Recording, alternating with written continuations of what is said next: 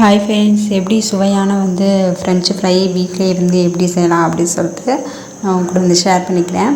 So இது நம்ம சிம்பிளாக வீட்டிலே நான் ரெடி பண்ணேன், சும்மா ஃப்ரீ டைமில் இது பண்ணுறதுக்காக.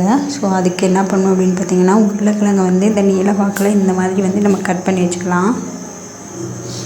கட் பண்ணி வச்சுட்டு அதில் ஈரமே இருக்கக்கூடாது, ஒரு கிளாத்தை வச்சு ஒத்தி எடுத்துக்கலாம். இப்போ நான் உப்பு ஆட் பண்ணிக்கிறேன்.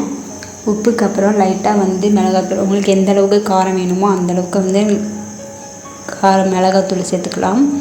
ஸோ இப்போ பச்சரிசி நான் சேர்த்துருக்கேன். ஸோ பச்சரிசி லைட்டாக போட்டுட்டு நல்லா கொஞ்சம் கலந்து விடணும்.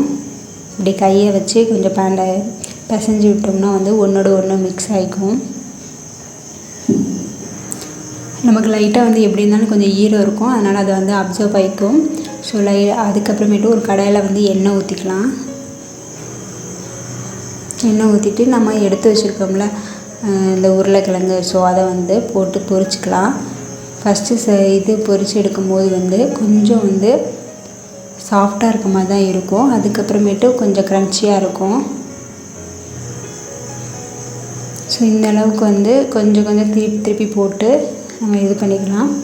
ஸோ இதுக்கு வேணும்னா நீங்கள் ஏதாவது மேகி மசாலா மாதிரி கூட நீங்கள் சேர்த்துக்கலாம். இந்த நூடுல்ஸ் தருவாங்க, அந்த மசாலா கூட சேர்த்துக்கலாம். ஸோ சூப்பராக இருக்கும். தேங்க்ஸ் ஃபார் வாட்சிங். பாய்.